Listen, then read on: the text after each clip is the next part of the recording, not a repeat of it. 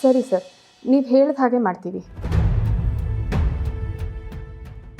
ಸಿದ್ದು ಅವರೇ, ಡಾಕ್ಟ್ರ್ ಹತ್ರ ಸಿಂಚನನ ಸಮಸ್ಯೆ ಹೇಳಿದೆ. ಅವ್ರು ಹೇಳಿದ್ರು ಸದ್ಯಕ್ಕೆ ಅವಳ ಮನಸ್ಸು ಹಿಡಿತದಲ್ಲಿ ಇರಲ್ಲ, ಮಗುನ ಕಳ್ಕೊಂಡೆ ಅನ್ನೋದೇ ಅವಳನ್ನ ಕಾಡ್ತಿರುತ್ತೆ ಅಂತ. ಒಂದು ಸಲ ಹಾಸ್ಪಿಟಲಿಗೆ ಬಂದು ಕೌನ್ಸಿಲಿಂಗ್ ಮಾಡಿಸಿ ಅಂತ ಹೇಳಿದ್ದಾರೆ. ಆದರೆ ಇದು ಒಂದೇ ದಿನದಲ್ಲಿ ಮುಗಿಯಲ್ಲ, ತಿಂಗಳಾನ್ಗಟ್ಟಲೆ ಆಗ್ಬೋದು. ಆದರೆ ಕಂಪ್ಲೀಟಾಗಿ ಹುಷಾರಾಗ್ತಾಳೆ ಅಂತ ಹೇಳಿದ್ದಾರೆ. ಸರಿ ಮೇಡಮ್ ಅವರೇ, ನೀವು ಹೇಳ್ದಾಗೆ ಅಕ್ಕನ ಕರ್ಕೊಂಡೋಗಿ ಕೌನ್ಸಿಲಿಂಗ್ ಕೊಡ್ಸಮ್ಮ ಬಿಡಿ. ನಿಮಗೇನೋ ಇದು ಸರಿ ಅನಿಸುತ್ತೆ, ಆದರೆ ಸಿಂಚನ ನಮ್ಮ ಜೊತೆ ಬರೋದಕ್ಕೆ ಒಪ್ಕೋಬೇಕಲ್ವಾ? ಈಗಾಗಲೇ ಮನೆಯವರು ಅವಳನ್ನ ಹುಚ್ಚಿ ಥರ ನೋಡ್ತಿದ್ದಾಳೆ ಅಂತ ಅವಳ ಮನಸ್ಸಲ್ಲಿದೆ. ನಾವು ಹೋಗ್ಬಿಟ್ಟು ಹಾಸ್ಪಿಟ್ಲಿಗೆ ಬಾ ಅಂತ ಕರೆದ್ರೆ ನಮ್ಮ ಬಗ್ಗೆ ತಪ್ಪು ತಿಳ್ಕೊಳ್ಳಲ್ವಾ? ಮೇಡಮ್ ಅವರೇ, ನೀವು ಅದ್ರ ಬಗ್ಗೆ ಎಲ್ಲ ತಲೆ ಕೆಡಿಸ್ಕೊಬಿಡಿ. ಅವಳ ಹತ್ರ ನಾನು ಮಾತಾಡ್ತೀನಿ. ನಾನು ಕರೆದ್ರೆ ನಮ್ಮ ಅಕ್ಕ ಎಲ್ಲಿಗೆ ಆಗಲಿ ಬರೋದಿಲ್ಲ ಅನ್ನೋಕ್ಕಿಲ್ಲ. ಬನ್ನಿ.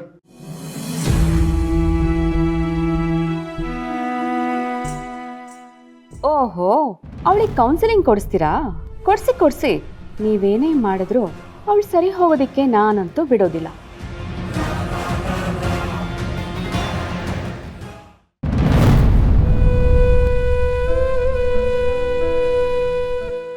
ಅಕ್ಕ ನೋಡು, ಈಗ ನಾನು ನಿನ್ನ ಒಂದು ಕಡೆ ಕರ್ಕೊಂಡು ಹೋಗ್ತೀನಿ, ನೀನು ಬರಬೇಕು, ಇಲ್ಲ ಅನ್ಬಾರ್ದು. ಎಲ್ಲಿಗೆ ಅಂತ ಹೇಳಿಸಿದ್ದು? ಅದು ನಾವಿಬ್ಬರು ನಿನ್ನ ಡಾಕ್ಟರ್ ಹತ್ರ ಕೌನ್ಸಿಲಿಂಗ್ ಕರ್ಕೊಂಡು ಹೋಗ್ಬೇಕು ಅಂದ್ಕೊಂಡಿದ್ದೀವಿ. ಓ, ಮನೆಯವ್ರಿಗೆ ಅನ್ಸ್ದಂಗೆ ನಿಮ್ಮಿಬ್ಬರಿಗೂ ನಾನು ಹುಚ್ಚಿ ಥರನೇ ಕಾಣಿಸ್ತಾ ಇದ್ದೀನಲ್ವಾ? ಹಾಗಲ್ಲ ಸಿಂಚನ. ನೋಡು, ಈಗ ಜ್ವರ ಬಂದರೆ ಜ್ವರಕ್ಕೆ ಮಾತ್ರೆ ತೊಗೋತೀವಿ, ತಲೆನೋವು ಬಂದರೆ ತಲೆನೋವು ಮಾತ್ರೆ ತೊಗೊಂಡು ವಾಸಿ ಮಾಡ್ಕೋತೀವಲ್ಲ, ಇದು ಹಾಗೇನೆ. ಇದು ನಮ್ಮ ಸಮಾಧಾನಕ್ಕೆ ಮಾತ್ರ. ನಾವೇನೇ ಹೇಳಿದ್ರು ನೀನು ಒಳ್ಳೇದಕ್ಕೆ ಹೇಳ್ತೀವಲ್ವಾ? ಬರಲ್ಲ ಅಂತ ಮಾತ್ರ ಹೇಳಬೇಡ ಪ್ಲೀಸ್.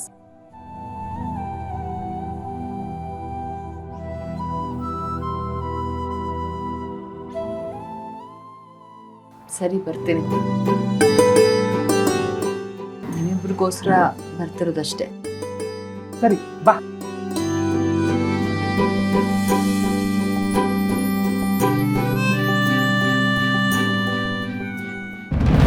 ನನ್ನ ಮಗಳನ್ನ ಕರ್ಕೊಂಡು ಎಲ್ಲಿಗೆ ಹೋಗ್ತಿದ್ದೀರಾ? ಎಲ್ಗೋ ಅಲ್ಲವ, ಡಾಕ್ಟ್ರ್ ಹತ್ರಕ್ಕೆ ಕೌನ್ಸಿಲಿಂಗ್ ಅಂತ ಕರ್ಕೊಂಡು ಹೋಗ್ತಾ ಇದ್ದೀವಿ. ಅದೆಲ್ಲ ಏನು ಬೇಕಾಗಿಲ್ಲ ಕಲ.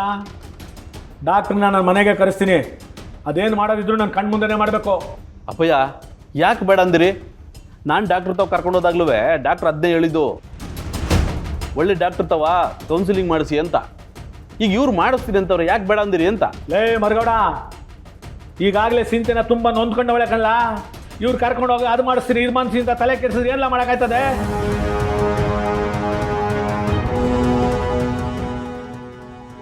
ಆಮೇಲೆ ಇರೋ ಮಗಳು ಕಳ್ಕೊಂತೀಯಾ? ಇಲ್ಲ, ನನಗಿದೆಲ್ಲ ಸರಿ ಕಾಣ್ತಾ ಇಲ್ಲ. ಅದೇನೇ ಮಾಡೋದಿದ್ರು ನಮ್ಮನೇಲೇ ಮಾಡಬೇಕು, ನನ್ನ ಕಣ್ಣು ಮುಂದೆನೇ ಮಾಡಬೇಕು. ಮಾವ, ಸಿಂಚನನ ಪರಿಸ್ಥಿತಿ ಗೊತ್ತಿದ್ದು ನೀವು ಹೀಗೆಲ್ಲ ಮಾತಾಡಿದ್ರೆ ಹೇಗೆ? ನೋಡಿ, ನಾವೇನೇ ಹೇಳಿದ್ರು ಎಲ್ಲದನ್ನು ಕೇಳಿಸ್ಕೊಂಡು ಒಪ್ಕೊಳ್ಳೋದಕ್ಕೆ ಸಿಂಚನ ಏನು ದಡ್ಡಿ ಅಲ್ಲ. ಅವಳಿಗೂ ಯಾರು ಒಳ್ಳೆಯವರು ಕೆಟ್ಟವರು ಅಂತ ಗೊತ್ತಿದೆ. ಈಗ ದಯವಿಟ್ಟು ನಾವು ಹಾಸ್ಪಿಟ್ಲಿಗೆ ಹೋಗೋದನ್ನು ಮಾತ್ರ ತಡಿಬೇಡಿ. ನೋಡಿ ಅಪ್ಪಾಜಿ, ಅವಳ ಮನೇಲಿ ಇದ್ದರೆ ಅವಳ ಮನ್ಸು ಕೆಡುತ್ತೆ. ಅದಕ್ಕೆ ಹೋಗಿ ತೋರಿಸ್ಕೊಂಡು ಕರ್ಕೊಂಬಂದ್ಬಿಡ್ತೀವಿ. ನೀವೇ ಅವಳನ್ನ ಅರ್ಥ ಮಾಡ್ಕೊಳ್ದೆ ಹೋದ್ರೆ ಅವಳಿಗೆ ನೆಮ್ಮದಿ ಹೆಂಗೆ ಸಿಗ್ಬೇಕು ಹೇಳಿ? ಅಂದ್ರೆ ನಾವು ಅವಳನ್ನ ಚೆನ್ನಾಗಿ ನೋಡ್ಕೊಳ್ತಿಲ್ಲ ಅಂತ ಹೇಳ್ತಿದ್ಯೇನೋ? ನಾನು ಎಲ್ಲವ ಹಂಗೆ ಹೇಳ್ದೆ? ಈಗ ಒಂದು ಗಿಡನ ನೆಟ್ಮೇಲೆ ಅದಕ್ಕೆ ಬರೀ ನೀರು ಹಾಕಿದ್ರೆ ಅದು ಫಲವತ್ತಾಗಿ ಬೆಳಿತೇನವ?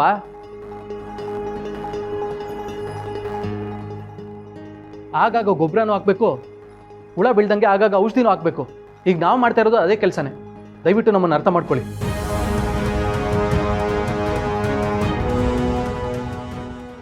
ನೋಡಿ, ಸಿದ್ದು ಹೇಳ್ತಿರೋದು ಕರೆಕ್ಟ್ ಆಗಿದೆ. ನಾನು ಇವ್ರ ಜೊತೆ ಹೋಗಿ ಬರ್ತೀನಿ ಅಷ್ಟೇ.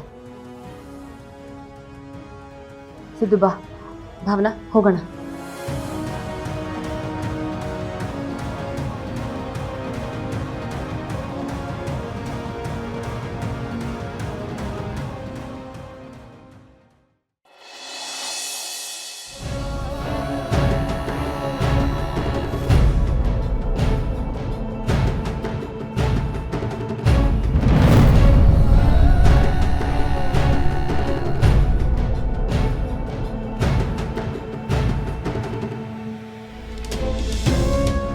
ಏನಮ್ಮ ಡಾಕ್ಟ್ರ್ ಇದ್ದಾರಾ? ಡಾಕ್ಟ್ರ್ ಇನ್ನೂ ಬಂದಿಲ್ಲ ಸರ್, ವೆಯ್ಟ್ ಮಾಡಿ.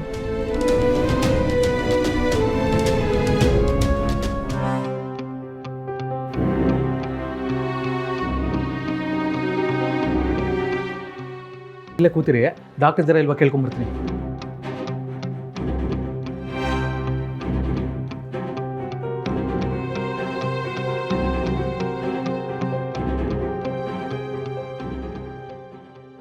ಅಕ್ಕ, ಡಾಕ್ಟರ್ ಬರೋದು ಇನ್ನೊಂದು ಸ್ವಲ್ಪ ಹೊತ್ತಾಗುತ್ತಂತೆ, ಸ್ವಲ್ಪ ಕಾಯ ಕೇಳಿದ್ರು.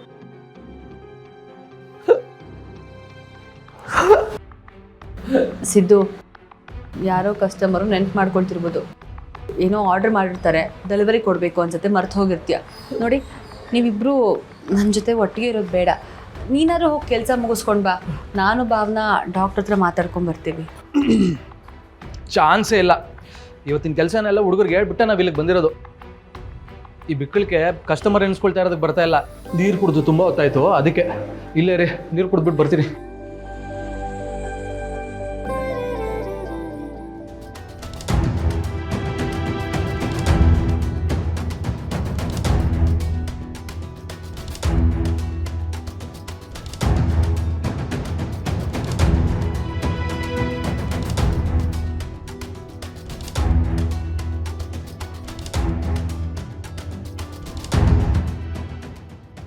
ಹಲೋ ಸರ್,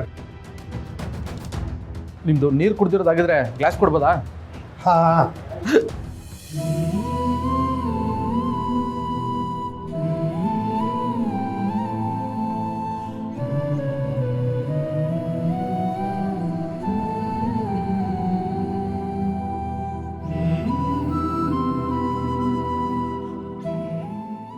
ಸರ್, ಡಾಕ್ಟ್ರ್ ಬಂದಿದ್ದಾರೆ, ಬನ್ನಿ. ಅಕ್ಕ ಬಾ.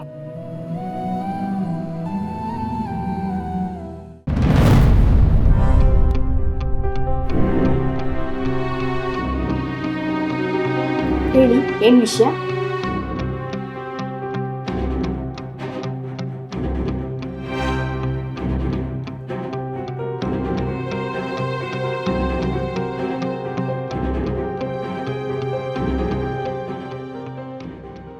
ನೋಡಿ, ಈ ಟೈಮಲ್ಲಿ ಹೀಗೆಲ್ಲ ಆಗೋದು ಸಹಜ. ಅದಕ್ಕೆ ಇಷ್ಟೊಂದು ಗಾಬರಿ ಆಗೋ ಅವಶ್ಯಕತೆನೇ ಇಲ್ಲ. ಆದರೂ ನಮ್ಮ ಮನೆಯವರೆಲ್ಲರೂ ತುಂಬ ಗಾಬರಿ ಆಗ್ಬಿಟ್ಟಿದ್ದಾರೆ ಡಾಕ್ಟರ್.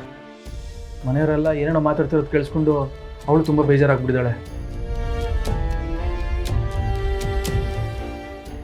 ನೋಡಿ, ಇಂಥ ಟೈಮಲ್ಲಿ ನೀವು ಅವ್ರನ್ನ ಎಷ್ಟು ಚೆನ್ನಾಗಿ ನೋಡ್ಕೊತೀರೋ ಅಷ್ಟು ಬೇಗ ಚೇತರಿಸ್ಕೋತಾರೆ.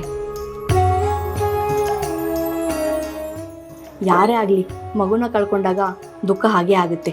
ಸೊ ನೀವು ನಿಮ್ಮ ಕೈಯಿಂದ ಎಷ್ಟು ಧೈರ್ಯ ತುಂಬೋಕ್ಕಾಗುತ್ತೋ ಅಷ್ಟು ತುಂಬಲೇಬೇಕು.